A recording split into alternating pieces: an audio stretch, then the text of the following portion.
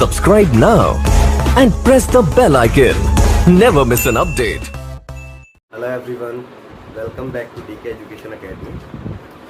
आज का हमारा टॉपिक है class 10th mathematics chapter 1 real number. ठीक है, अभी तक हमने लास्ट वीडियो में जो पढ़ाई की थी वो हमने टॉपिक्स कुछ डिस्कस किए थे। पहला टॉपिक हमने पढ़ा था यूक्लिड्स डिवीज़न एल्गोरिथम, देन दूसरा the fundamental theorem of arithmetic, तीसरा हमने स्टडी किया था रिविजिटिंग ऑफ इरेशनल नंबर। और आज हमारा जो लास्ट टॉपिक इस चैप्टर का है वो हम स्टडी करने वाले हैं, उसका नाम है revisiting rational numbers and their decimal expansion. यानी कि रिविजिट करेंगे एक बार रैशनल नंबर्स में, है ना, और उनके डेसिमल एक्सपेंशन में। ठीक है, तो चलो इसकी बात करते हैं। तो सबसे पहले बात करते हैं कि रैशनल नंबर कौन से नंबर होते हैं, है ना। तो सभी बच्चे जानते होंगे कि रैशनल नंबर कौन से नंबर होते हैं जिसको हम P अपॉन Q की फॉर्म में लिखते हैं, where P and Q are integers या फिर कोप्राइम कह सकते हैं, और Q की वैल्यू यहाँ पे 0 नहीं होती है। तो ऐसे नंबर्स को हम क्या कहते हैं, रैशनल नंबर कहते हैं। अब बात करते हैं इनके डेसिमल एक्सपेंशन की ना। तो इनके डेसिमल एक्सपेंशन की अगर मैं बात करूं तो मैंने आपको बेसिक में बताया होगा कि डेसिमल जो होता है वो कितने टाइप्स का होता है। मैंने आपको बताया था 3 टाइप के डेसिमल होते हैं आपके पास ना। जैसे कि एक मान लेते हैं हम 1.73, ठीक है, दूसरा 2.121212 एंड डॉट डॉट डॉट, तीसरा 1.73251911 5 एंड डॉट डॉट 4, है ना। यानी कि जो हमारे पास डेसिमल होते हैं वो कुछ इस टाइप के होते हैं। ठीक है, अब इसमें मैंने आपको ये बताया था कि ये इसका एंड हो जाता है तो ये टर्मिनेटिंग कहलाता है। ठीक है, ये टर्मिनेटिंग, ये नॉन टर्मिनेटिंग रिपीटिंग कहलाता है। ठीक है ना, नॉन टर्मिनेटिंग रिपीटिंग, और ये non terminating non repeating, non terminating non repeating. ठीक है, टर्मिनेटिंग जितने भी नंबर्स होते हैं, जितने भी डेसिमल्स होते हैं, उसको क्या कहते हैं, रैशनल कहते हैं। ठीक है, नॉन टर्मिनेटिंग रिपीटिंग, इसको रिकरिंग भी कहते हैं, ये भी क्या होता है, रैशनल होता है।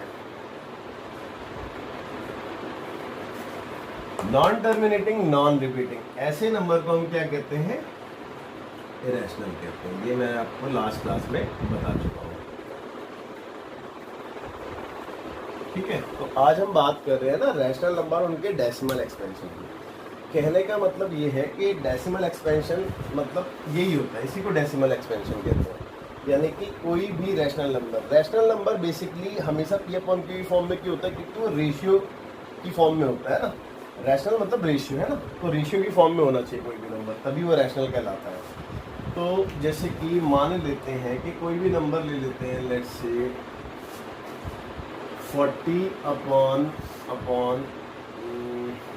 कौन सा लें, 40 अपॉन 15 ले लेते हैं, है ना।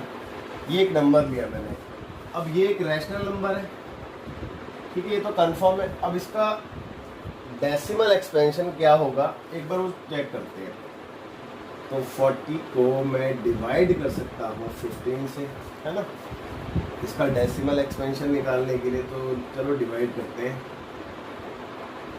15 2 30 1 और ये 0। अब इसके आगे तो ये नहीं जाएगा, तो लेट से पॉइंट लगा के 0 लगाते हैं, और 15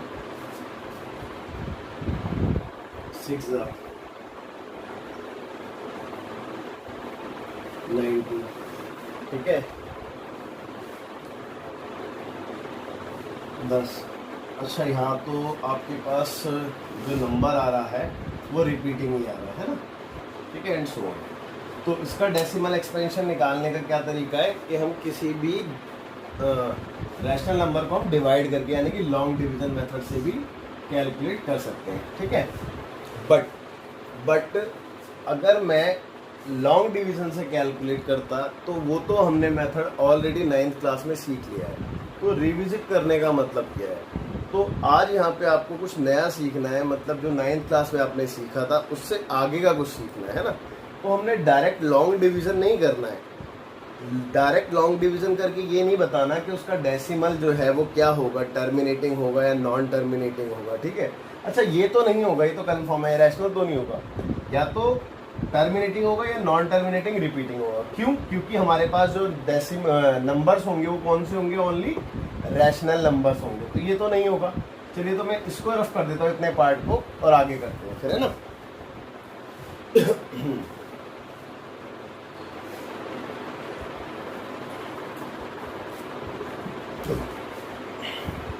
देखिए मैंने एनसीईआरटी के एक थ्योरम लिख रखी है बोर्ड पे, जैसे कि आप देख सकते हैं थ्योरम 1.6। मैं इसको एक्सप्लेन करता हूँ पहले आपको, फिर डिस्कस करेंगे आगे फर्दर। तो theorem 1.6, let x is equal to p upon q। मैंने x एक नंबर लिया है जो कि क्या है? p अपॉन q, या इट मीन्स रैशनल है, ठीक है। b are rational number. अगर ये रैशनल नंबर है तो फिर such that the prime factorisation of q, तो ये जो डिनोमिनेटर में आप देख रहे हैं ना q, डिनोमिनेटर मतलब नीचे वाला है ना, न्यूमरेटर मतलब ऊपर वाला। तो the prime factorisation of q, यानी कि q का prime factorisation is of the form 2 की पावर n इंटू 5 की पावर m। आई रिपीट, 2 की पावर n इंटू 5 की power m, comma where n and m are non-negative integer। अब are non-negative integers, then x has a decimal expansion which terminates। यानी कि कहने का मतलब ये है कि अगर कोई भी नंबर इस फॉर्म में है और उसका डिनोमिनेटर इस फॉर्म में है तो वो नंबर क्या कहलाता है? टर्मिनेटिंग डेसिमल कहलाता है। उसका एक्सपेंशन, डेसिमल का एक्सपेंशन कैसा होगा? टर्मिनेटिंग होगा, ठीक है। लेकिन इस चीज को एक बार और समझेंगे अच्छे से, ठीक है। जैसे कि मैं क्या करता हूँ, सबसे पहले तो आपको ये चीज बता दूँ कि नॉन नेगेटिव इंटीजर्स क्या होते हैं, है ना। नॉन नेगेटिव इंटीजर्स मैंने आपको नंबर्स के बारे में पढ़ाया था कि नंबर्स जो होते हैं, मान लो कि नंबर लाइन में बनाते हो 0 1 2 3 एंड सो ऑन। यहाँ पे सॉरी -1 -2 -3 एंड सो ऑन, है ना। ये सारे नंबर्स हैं आपके पास, एक तरीके से नंबर लाइन मान लीजिए, ठीक है। तो नंबर लाइन के इस तरफ वाले पॉजिटिव इंटीजर्स कहलाते थे, 0 के लेफ्ट साइड वाले नेगेटिव इंटीजर्स कहलाते थे। बट यहाँ पे बोला नॉन नेगेटिव इंटीजर, ठीक है। तो जो 0 है वो नेगेटिव इंटीजर तो नहीं है ना, तो इसका मतलब हम 0 को भी ले लेंगे। तो नॉन नेगेटिव इंटीजर्स कौन से कहलाएंगे? जितने भी होल नंबर है, ठीक है, जितने भी होल नंबर्स हैं, ठीक है। यानी कि कहने का मतलब ये है कि आपका डिनोमिनेटर इस फॉर्म में आना चाहिए और n और m की वैल्यू, नॉन नेगेटिव इंटीजर का मतलब क्या है? होल नंबर होनी चाहिए। होल नंबर का मतलब ये कि n की और m की वैल्यू 0 1 2 3 4 5 6 7 8 9 10 कुछ भी हो सकती है, ठीक है, कुछ भी हो सकती है। तो यहाँ तक आप लोगों को कोई भी डाउट नहीं होना चाहिए। अब हम इसके बारे में कुछ क्वेश्चन, इससे रिलेटेड कुछ क्वेश्चन करते हैं और देखते हैं फिर आगे ना। तो मैं एनसीईआरटी ले लेता हूँ आपकी और इसमें देखता हूँ कि कुछ क्वेश्चंस अगर होते हैं अच्छे से तो उसको करते हैं। तो क्वेश्चन एक्सरसाइज 1.4 में जो क्वेश्चन है क्वेश्चन नंबर 1 में लिखा है without actually performing the long division. यानी कि इसने पहले ही बोल दिया कि बिना लॉन्ग डिवीजन के state whether the following rational numbers will have a terminating decimal expansion और a non terminating repeating decimal expansion. यानी कहने का मतलब ये है कि कुछ आपको यहाँ पे 10 पार्ट दे रखे हैं और इसने बोला है कि विदाउट लॉन्ग डिवीजन, यानी कि बिना डिवाइड किए आपने ये बताना है कि उसका डेसिमल एक्सपेंशन कैसा होगा। बिना डिवाइड किए आपने बताना है कि उसका डेसिमल एक्सपेंशन कैसा होगा, ठीक है। तो चलिए 1 बाय 1 इसको देखते हैं और समझते हैं कैसे कैसे क्वेश्चन हैं। हाँ जी, तो पहला फर्स्ट क्वेश्चन नंबर फर्स्ट, और पेज नंबर भी लिख देता हूँ मैं 17 NCERT, और यहाँ पे एक्सरसाइज भी लिख देता हूँ, दैट इज 1.4, ये लास्ट एक्सरसाइज है इस चैप्टर की। तो इसका जो पहला पार्ट था, क्वेश्चन नंबर फर्स्ट का जो पहला पार्ट था वो था 13/3125, ये था पहला पार्ट। ठीक है, अब आपको ये बताना है कि इसका जो डेसिमल एक्सपेंशन आएगा वो कैसा आएगा। वो कैसा आएगा का मतलब ये है कि वो या तो टर्मिनेटिंग आएगा या फिर नॉन टर्मिनेटिंग रिपीटिंग आएगा। ये चीज़ मैं इसको इससे डिवाइड करके भी कैलकुलेट कर सकता था, और वही चीज़ हमने 9th क्लास में भी सीखी थी पहले चैप्टर में, लेकिन अब हम उसके बारे में और फर्दर सीख रहे हैं। तो यहाँ पे हमने बिना लॉन्ग डिवीज़न के करना है, और उसके लिए आपके पास ये थ्योरम लिखी हुई है। मैंने आपको बताया था कि कोई भी नंबर x है जो कि P/Q की फॉर्म में लिखा है तो वो रैशनल कहलाता है, तो वो डेफिनेटली रैशनल है। अगर वो रैशनल है तो प्राइम फैक्टराइजेशन ऑफ q यानी कि डिनोमिनेटर, आप देख सकते हैं prime factorisation of q is of the form of this. अगर जो q है उसका प्राइम फैक्टर इस फॉर्म में आ जाता है, ठीक है, जो q है उसका प्राइम फैक्टर इस फॉर्म में आ जाता है जहाँ पे n और m की value non negative integer, it means whole number है ना, इट मीन्स होल नंबर्स हो, तो x क्या कहलाता है, x कहलाता है टर्मिनेटिंग। तो x कहलाता है टर्मिनेटिंग। तो चलिए देखते हैं q है ना, q के मैं फैक्टर करता हूँ, यानी कि 3125 के मैंने फैक्टर किया। यहाँ पे रफ में कर लेता हूँ मैं 3125। ये किससे जाएगा बेटा, 2 से नहीं जा रहा, 3 से भी नहीं जा रहा, 5 से जा रहा है ना, तो 5 से करके देखते हैं पहले। तो 6 बारी में जाएगा, और ये किधर आया तो 12, यानी कि 5 दूनी 10 25। ठीक है, अब फिर से फर्दर 5 से ही जाएगा, तो 5 से एक बारी में 5 दूनी 10 5 दूनी 25, फिर से 5 से 5 दूनी 10 5 दूनी 25, फिर से 5 दूनी 25 और 25। ठीक है, तो इसको मैं क्या लिख सकता हूँ, 1 2 3 4 5, यानी कि 5 की पावर 5 लिख सकता हूँ। तो बेटा अगर मैंने आपको बताया था कि आपका जो q है वो इस फॉर्म में आ जाता है तो कहलाता है ये टर्मिनेटिंग। तो आप सोच रहे होंगे कि सर यहाँ पे तो 2 की पावर n आया ही नहीं है, 5 की पावर n तो आ गया लेकिन 2 की पावर n आया ही नहीं है, तो इसका मतलब ये टर्मिनेटिंग नहीं है ना। आप यही सोच रहे होगे ना कि इसका मतलब ये टर्मिनेटिंग नहीं है, तो ये क्या है फिर, ठीक है, ये क्या है फिर, नॉन टर्मिनेटिंग रिपीटिंग। बट आप गलत सोच रहे हो, मैं आपको बता दूं कि आप गलत सोच रहे हो, क्योंकि आप ध्यान से देखो कि इसके मल्टीप्लाई में 1 तो है ही ना, और 1 को मैं कैसे एक्सपेंड कर सकता हूँ, किसी की भी पावर 0 से, किसी की भी पावर 0 से, इट मीन्स 2 की पावर 0 से भी लिख सकता हूँ। तो इस 1 की जगह मैंने लिख दिया 2 की पावर 0, और मैंने आपको बताया था नॉन नेगेटिव इंटीजर यानी कि 0 मैं ले सकता हूँ क्योंकि होल नंबर होते हैं, है ना। तो 2 की पावर n 5 की पावर m इस फॉर्म में आ गया। अगर ये इस फॉर्म में आ गया तो इसका डेसिमल एक्सपेंशन कैसा कहलाएगा, टर्मिनेटिंग। तो ये क्या बन गया बेटा, टर्मिनेटिंग बन गया, टर्मिनेटिंग। ठीक है, अच्छे से समझ में आया आप लोगों को। मैं फिर एक बार रिपीट कर रहा हूँ कि कोई भी रैशनल नंबर जो P/Q की फॉर्म में है, अगर नीचे का डिनोमिनेटर, ठीक है, नीचे का डिनोमिनेटर यानी कि q इस फॉर्म में आ जाता है तो वो टर्मिनेटिंग कहलाता है, इस फॉर्म में आ जाता है तो वो टर्मिनेटिंग कहलाता है।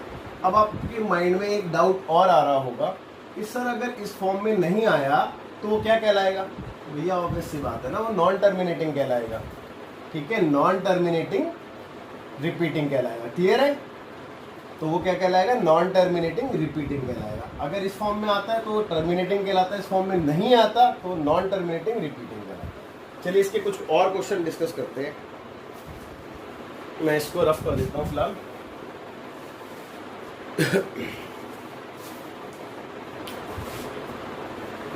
सेकेंड पार्ट है इसका 17/8। 17/8। तो 17/8, देखिए वैसे तो मैंने आपको बताया कि मैं इसको डिवाइड करके अगर मैं निकालूं तो मैं बता पाऊंगा, है ना, कि टर्मिनेट हो रहा है या फिर नॉन टर्मिनेटिंग है ना। क्लियर है ना आपको कि मैं डिवाइड करके निकाल सकता हूँ, बट क्वेश्चन में साफ मेंशन है कि आपने लॉन्ग डिवीजन से नहीं करना है, आपने इस थ्योरम से करना है, ठीक है। और इस थ्योरम से आपने वैसे भी डेसिमल नहीं बताना, इसका डेसिमल एक्सपेंशन नहीं बताना, सिर्फ उसका नाम बताना है कि वो टर्मिनेटिंग है या फिर नॉन टर्मिनेटिंग है, ठीक है। मतलब इसको इससे डिवाइड करके क्या आंसर आने वाला है आपने ये नहीं बताना ना, क्वेश्चन में आपसे ये मांगा गया है, ठीक है ना। क्वेश्चन में तो ये मांगा है कि अगर मैं इसको इससे डिवाइड करता, है ना, अगर मैं इसको इससे डिवाइड करता तो जो डेसिमल एक्सपेंशन आता वो क्या आता, यानी कि टर्मिनेटिंग आता या फिर नॉन टर्मिनेटिंग आता। तो चलिए फिर से थ्योरम आपके पास है ये, आपने क्या करना है कि फिर से 8 को फैक्टराइज करना है। अब आप 8 का तो जानते ही हैं, 2⁻³ भी लिख सकते हैं 8 को, 2 × 2 तो यहाँ पे भी भैया 5 नहीं है, तो फिर से मैं 1 तो है, 1 की जगह 5⁻0 लिख सकता हूँ, तो ये भी क्या कहलाएगा, टर्मिनेटिंग, ठीक है। नेक्स्ट देखते हैं 64/455।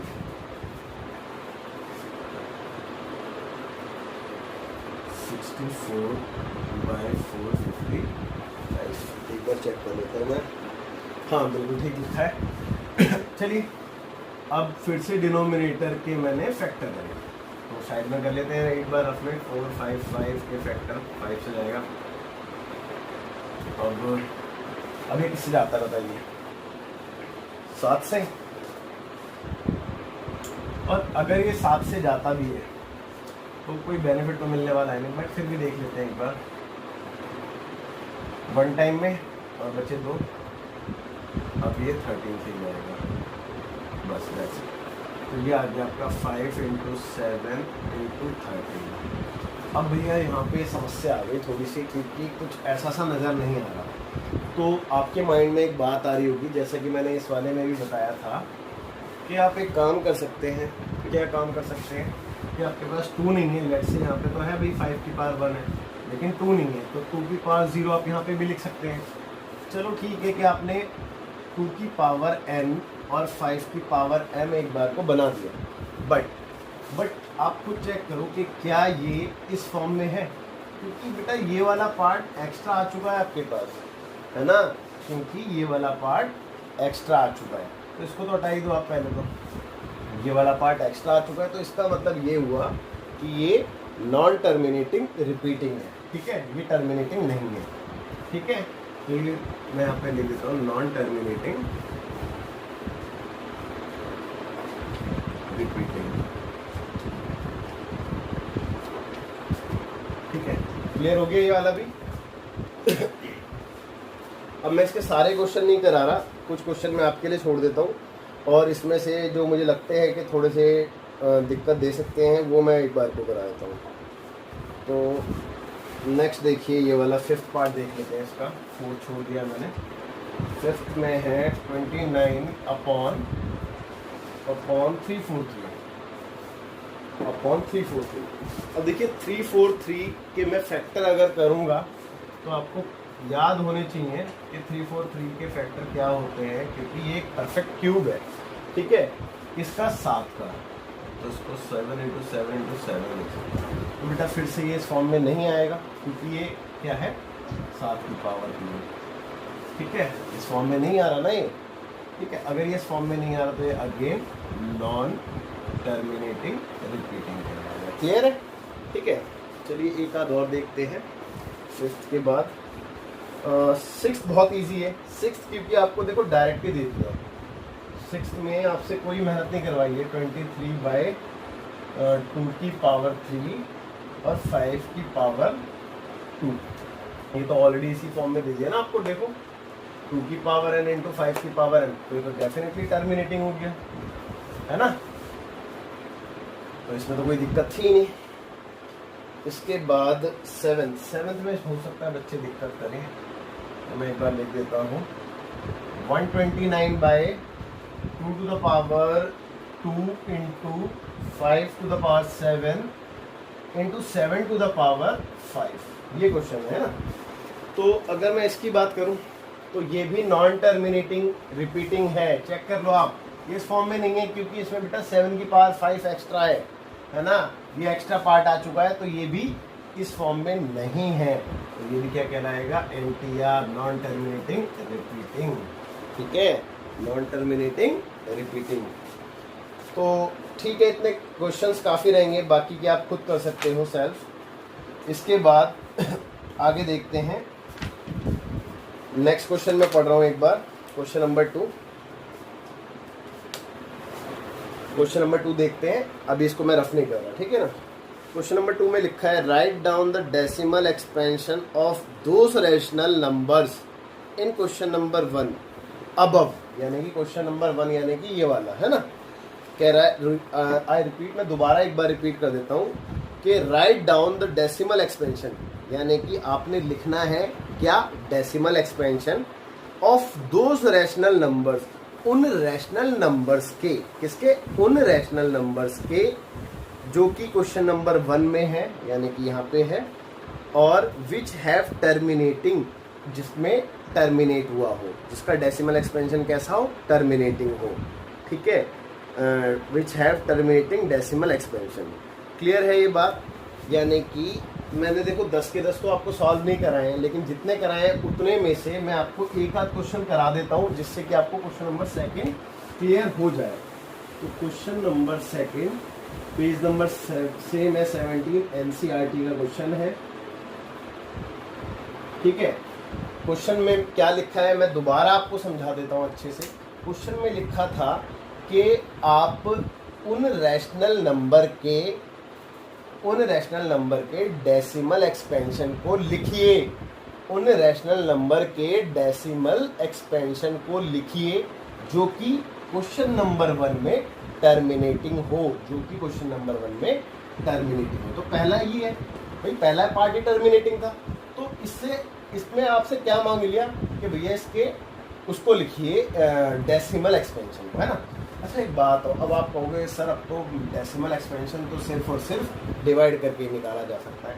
आपकी बात अपनी जगह ठीक है, बट वो चीज़ हमने 9th क्लास में सीखी थी, तो अब उस प्रोसेस से तो नहीं करना। अगर आप उस प्रोसेस से करते हो तो आई एम श्योर कि आपके एग्ज़ाम में मार्क्स काट नहीं रहेंगे, ठीक है ना। तो देखेंगे कैसे करेंगे फिर। जैसे कि ये वाला था हमारे पास पहला ही पार्ट, जो कि टर्मिनेटिंग था।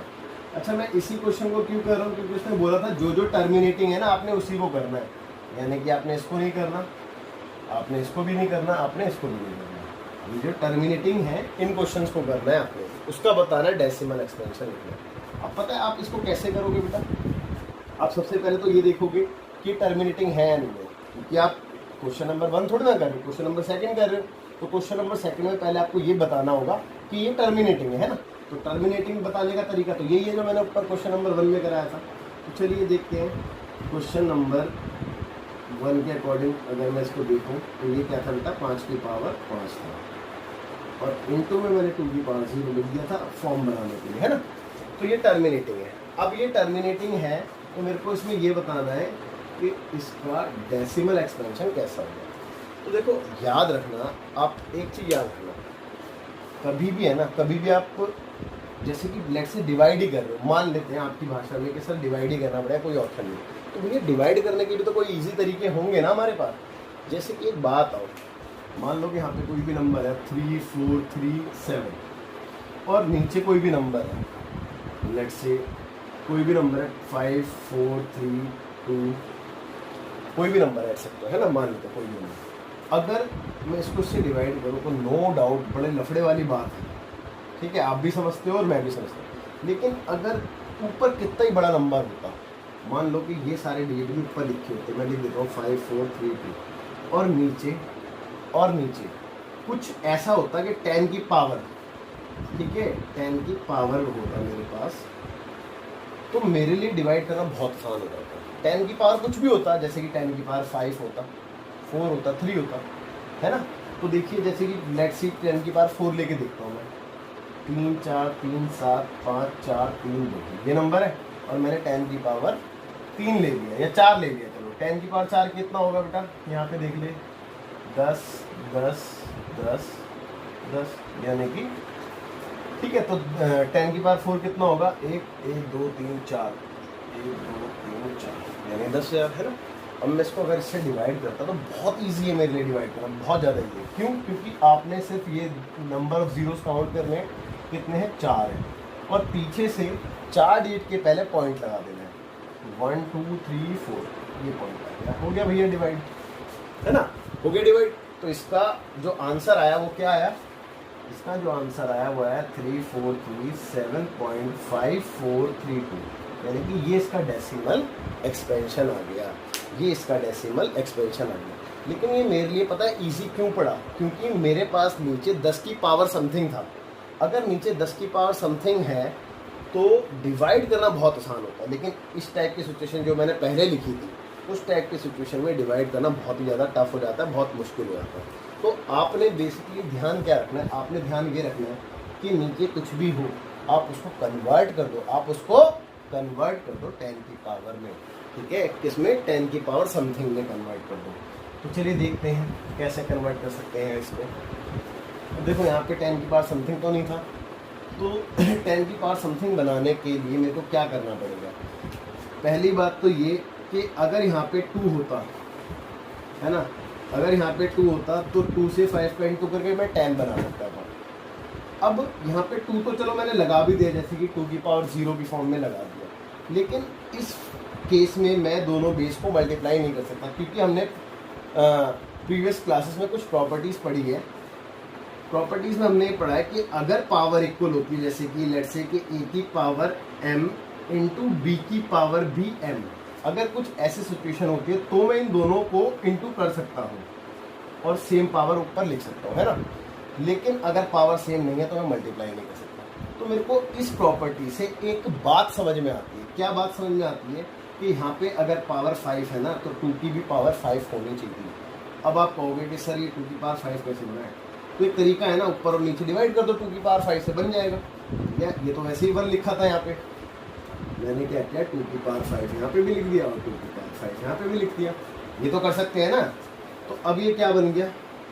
अब ये बन गया 13 इंटू 2 की पावर 5 32 होता है, और ये देखो इस प्रॉपर्टी से ये बन गया 10 की पावर 5। चेक कर लो, है ना, 10 की पावर 5। अब मैं ज़रा इसको मल्टीप्लाई करके देख लेता हूँ कैलसी से फटाफट।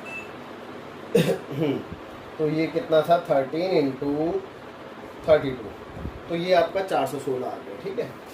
ये कितना आ गया बेटा? 416। और 10 की पावर 5 आप समझते हैं, 1 2 3 4 5, है ना। तो अब इसको इससे डिवाइड करना बहुत इजी हो चुका है, देख लो, चेक कर लो, बहुत ज़्यादा इजी हो चुका है। आपके पास 5 जीरो है, 5 जीरो हटाना है, तो 5 जीरो हटाने के लिए 5 डिजिट के पहले पॉइंट लगाना पड़ेगा। अब आप फिर से परेशान हो गए कि सर 5 डिजिट कहाँ से लाए, यहाँ तो 3 ही डिजिट हैं। अरे तो भैया क्यों परेशान हो रहे हो? देखो ना 416 के आगे मैं जीरो नहीं लगा सकता क्या? हो गए 5 डिजिट, पीछे नहीं लगा सकता लेकिन आगे तो लगा सकता हूँ ना, तो हो गए 5 डिजिट।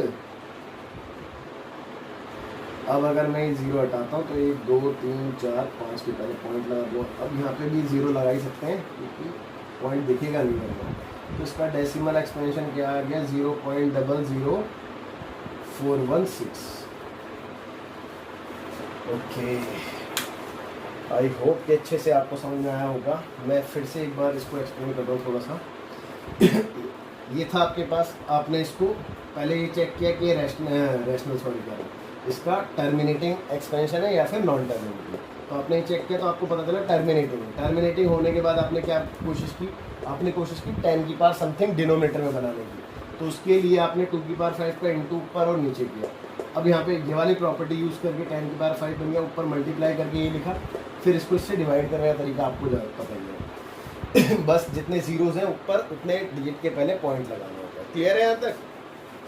चलिए एक और कराता हूँ मैं इससे रिलेटेड आपको, एटलीस्ट एक क्वेश्चन और कराता हूँ जिससे कि आप बाकी के बचे हुए क्वेश्चंस को कर सकें, है ना। ये भी टर्मिनेटिंग था, ये कर सकते हैं, या फिर ये भी कर सकते हैं, नहीं ये वाला कर सकते हैं, है ना, कोई भी कर सकते हैं हम। तो चलो ये आप कर लेना, मैं ये वाला कराता हूँ, छोटा है 6 पार्ट कराता हूँ, ठीक है। आपने क्वेश्चन नंबर 2 में कौन कौन से पार्ट करने हैं? जो सिर्फ और सिर्फ टर्मिनेटिंग हो, ठीक है। इन 10 पार्ट में से, यहाँ पे 10 पार्ट मैंने करे नहीं है पूरे, ठीक है, जितने भी क्वेश्चन नंबर 1 के 10 पार्ट थे उसमें से आपने वही क्वेश्चन करने हैं जो सिर्फ टर्मिनेटिंग होंगे, ठीक है। तो ये टर्मिनेटिंग है, हम जानते हैं। ये वाला कर देते हैं। तो यहाँ पे लिखा है 23/2⁵ 5⁵2। अब फिर से मेरा काम क्या था कि मेरे को कैसे भी यहाँ पे 10 की पावर समथिंग बनाना था, और मैं 10 तो बना सकता हूँ, देखो 5 × 2 कर दो तो 10 बन जाएगा, लेकिन मैं इंटू पता है कब कर सकता हूँ, मैं इंटू जब कर सकता हूँ जब यहाँ पे पावर सेम हो। अब ये भी बताया था मैंने। अब पहले तो मेरे को पावर सेम बनानी है। अब पावर सेम बनाने के लिए देखो यहाँ पे 2 की पावर 3 है और यहाँ पे 5 की पावर 2 है, यानी कि मेरे को 5 की पावर 1 और मिल जाए तो मेरा काम बन जाएगा, है ना, मेरा काम बन जाएगा बेटा।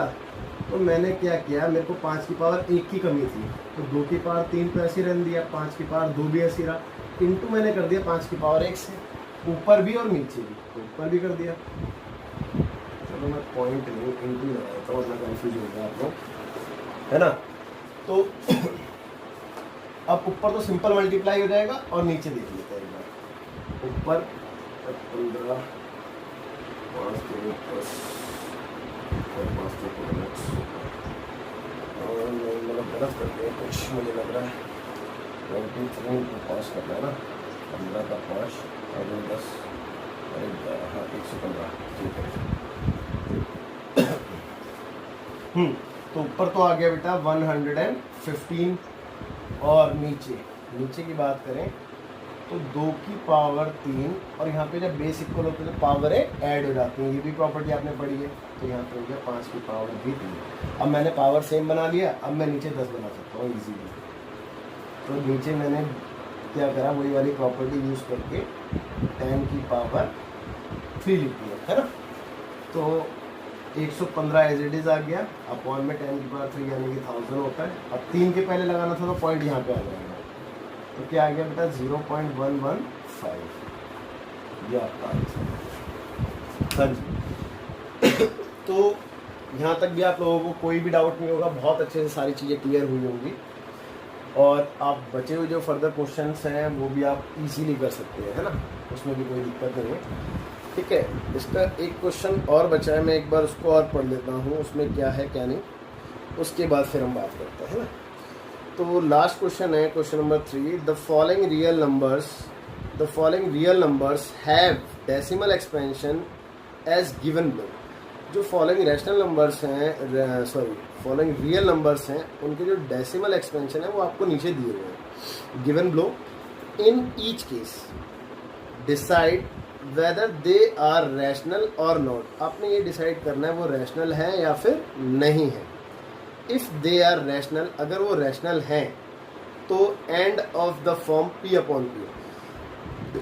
अगर वो रैशनल है, what can you say about the prime factor of Q। अगर वो रैशनल है तो आप उसको P/Q की फॉर्म में लिखिए, और आपसे ये भी बोला है कि जो Q है उसके फैक्टर के बारे में आप क्या कह सकते हैं, है ना। तो ये बताना है। मैं थोड़ा सा रफ कर देता हूँ, बस यहाँ पे थोड़ी सी जगह चाहिए मेरे को इस क्वेश्चन को करने के लिए।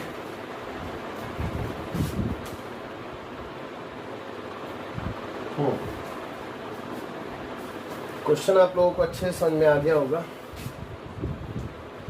क्वेश्चन नंबर 3 और पेज नंबर 7 तो नहीं है, 18 है, NCERT। ओके, तो पहला पार्ट जो था इसका वो है 43.1 2 3 4 5 6 7 8 9 1 2 3 4 5 6 7 8 9, ठीक है। क्वेश्चन में क्या लिखा था कि जो रियल नंबर्स आपको नीचे दिए हुए हैं उसको आपने बताना है कि वो रैशनल है या फिर नहीं है, और उसको आपने P/Q की फॉर्म में कन्वर्ट करना था, और Q के बारे में आप क्या कह सकते हैं ये बताएं।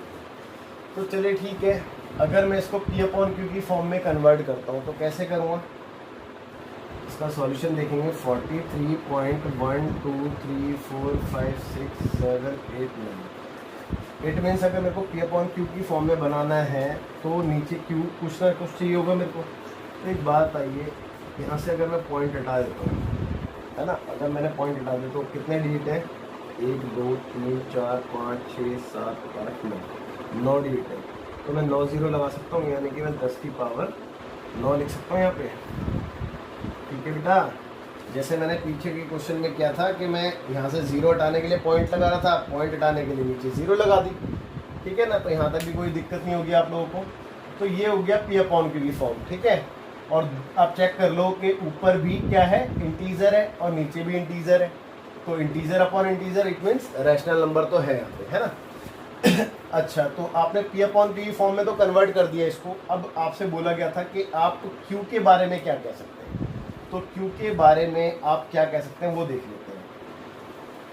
4 3 1 2 3 4 5 6 7 8 9 ऊपर तो ये लिखा है, और नीचे 10 की पावर 9 को आप ऐसे भी तो लिख सकते हो। देखो मैं बताता हूँ आपको, 2 × 5 की पावर 9। चेक कर लो, बस मैंने 10 को फैक्टराइज ही तो किया है, ऐसे लिख सकता हूँ ना मैं।